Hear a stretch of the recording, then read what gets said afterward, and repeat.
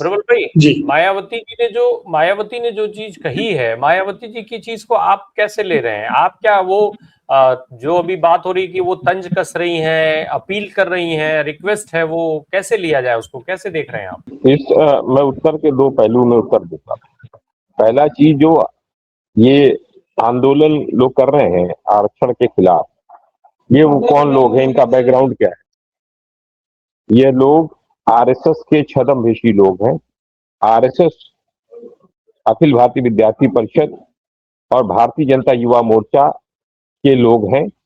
इनके जितने भी रिकॉर्ड्स हैं, रिकॉर्ड्स छानिए, रिकॉर्ड्स इनके फेसबुक आईडीज पे जाइए, इनके इंस्टाग्राम आईडीज पे जाइए, इनके सोशल मीडिया अकाउंट पे जाइए।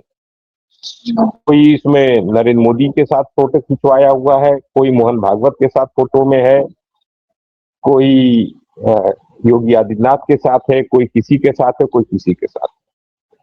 ये सारे लोग भारतीय जनता पार्टी, आरएसएस के स्पॉन्सर्ड ये कार्यक्रम है।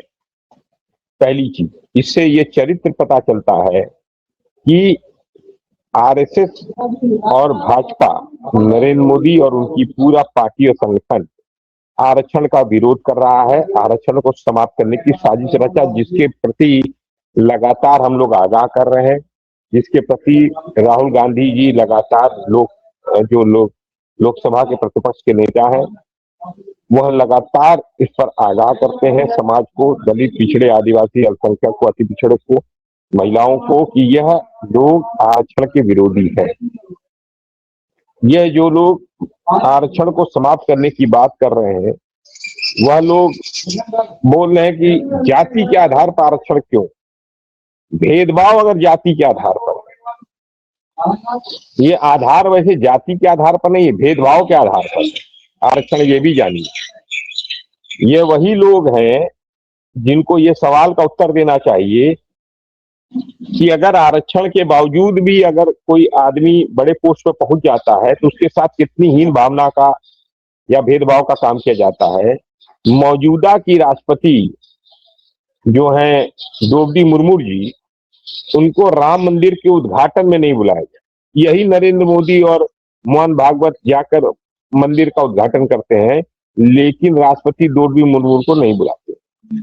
दूसरा, जब नए संसद भवन का उद्घाटन होता है, उसमें भी द्रौपदी मुर्मू जी को नहीं बुलाया जाता, क्योंकि आदिवासी से आती है, आदिवासी समाज से आती। दूसरी बात, पूर्व के राष्ट्रपति रामनाथ कोविंद जी दलित समाज से आते थे, उनको भी राम मंदिर के शिलान्यास और संसद भवन का जो नया संसद भवन, उसके शिलान्यास में नहीं बुलाया जाता। कौन नहीं बुलाता है? ये आरएसएस भाजपा का। तो उससे बड़ा पद कोई हो सकता है क्या देश में? जब उतने बड़े पद के व्यक्ति के साथ भेदभाव यही आरएसएस के लोग और भाजपा के लोग, नरेंद्र मोदी और मोहन भागवत कर रहे हैं, तो दूसरा आदमी आप कैसे सोच सकते हैं कि अगर वो आईएएस बन भी जाए तो उसके साथ भावना भेदभाव?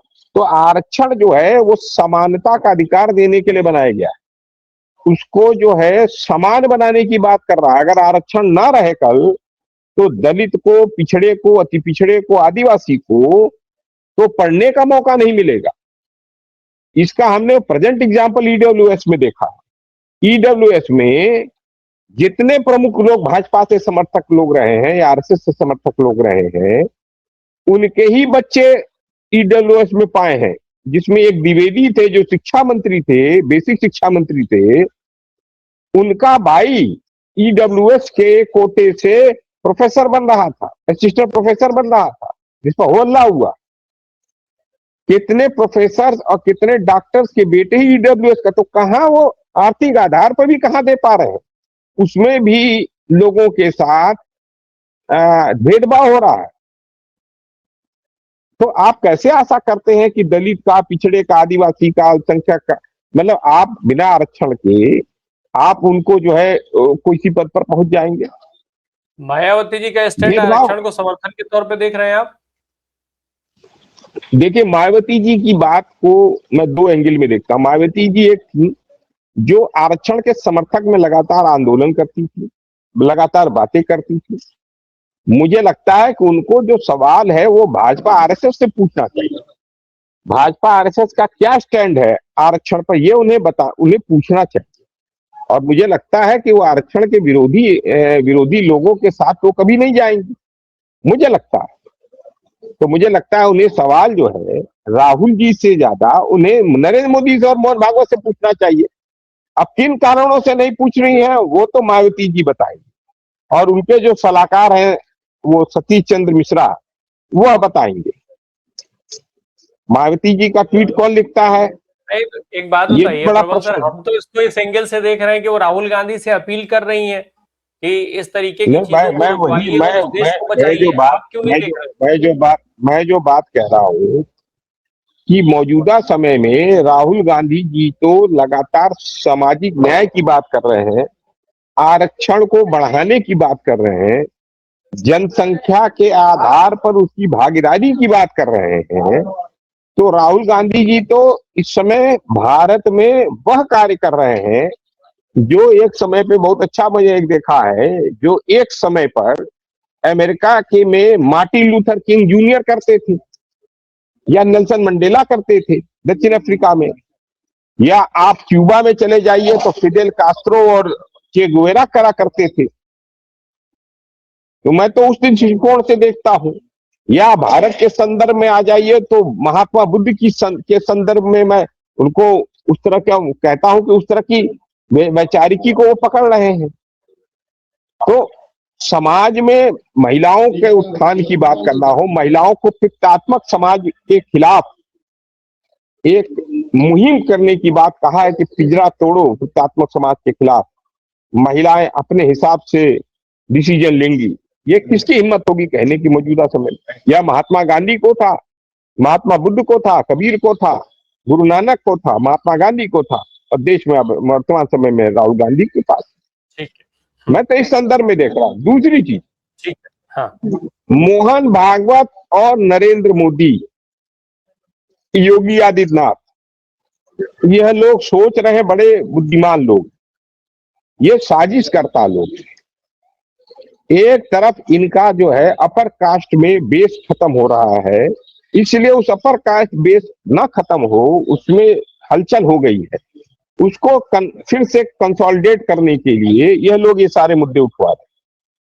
क्योंकि शिक्षा के पैरामीटर्स पर और रोजगार के पैरामीटर्स पे भारतीय जनता पार्टी की मौजूदा सरकार, चाहे केंद्र में हो चाहे राज्यों में, वह फेल है।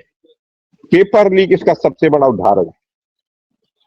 इसीलिए जो जनजी आंदोलन हुआ है उसमें भी दो फाड़ करने के लिए इस तरह के आंदोलन की पटकथा लिखी गई, ये मैं आपको बता दे रहा हूं। क्योंकि शिक्षा में आरएसएस की जो भगवाकरण है, जो आरएसएस का जो एक तरीके से पुरातन पंथी जो मामला है, उसके खिलाफ युवा खड़ा हो गया। तो ये वो कौन ताकते? अच्छा, इसमें जो चेहरे हैं, ये चेहरे वही थे जो पिछले काफी समय से राहुल गांधी को गाली दे रहे थे, कांग्रेस पार्टी को गाय बगाए गाली देते हैं, सामाजिक न्याय के तमाम लोगों को गाली देते हैं,